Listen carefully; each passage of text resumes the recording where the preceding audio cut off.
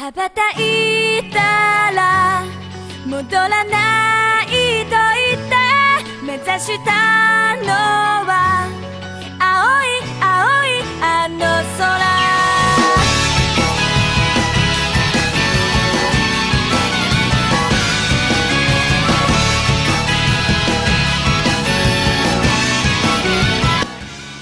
Nama saya Deversono Rastoid dari kelas Agroteknologi 2 Fakultas Pertanian Universitas Sumatera Utara.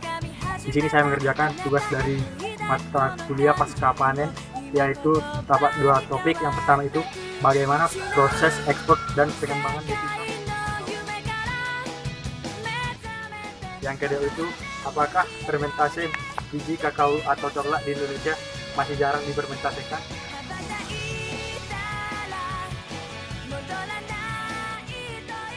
Bagaimana perkembangan dan sumbangan devisa produk kakao saat ini? Sebagai salah satu komunitas andalan Indonesia, kakao mempunyai peran strategis dalam perekonomian Indonesia. Salah satunya adalah sebagai penyumbang devisa negara peringkat ketiga di sektor perkebunan. Pada tahun 2012, komunitas kakao telah menyumbang devisa sebesar 1,53 triliun dari ekspor biji kakao dan produk kakao olahan. Meskipun menjadi salah satu komunitas andalan, komunitas kakao Indonesia tetap menghadapi berbagai masalah kompleks. Salah satunya adalah komunitas kakao yang diekspor sebagian besar dalam bentuk bahan mentah. Sebesar 80% ekspor kakao di Indonesia sampai tahun 2010 masih dalam bentuk biji kakao.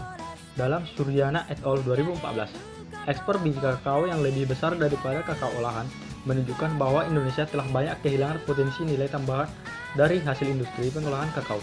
Hal ini dikarenakan adanya perbedaan harga yang jauh antara biji kakao dengan kakao olahan.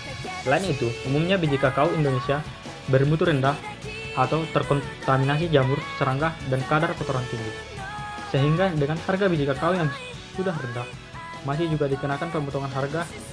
Hasibuan et al. 2012a.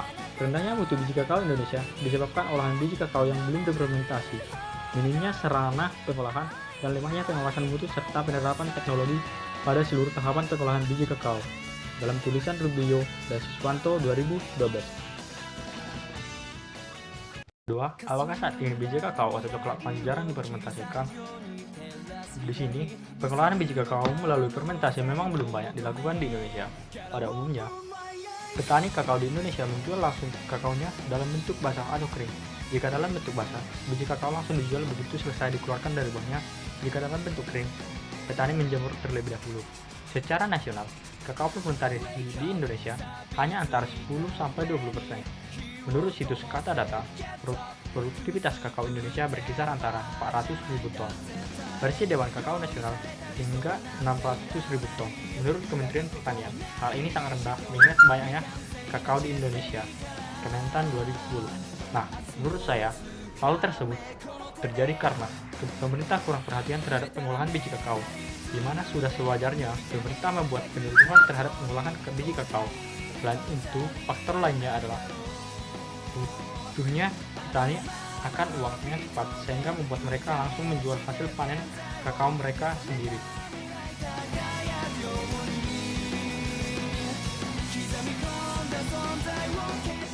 Inilah tugas yang bisa saya buat. Saya mengucapkan terima kasih kepada rekan-rekan saya yang membantu, dan juga terlebih kepada Ibu Aislaini yang telah membantu saya dalam pembuatan video. Maybe it's so caption and right now, we'll tell us what I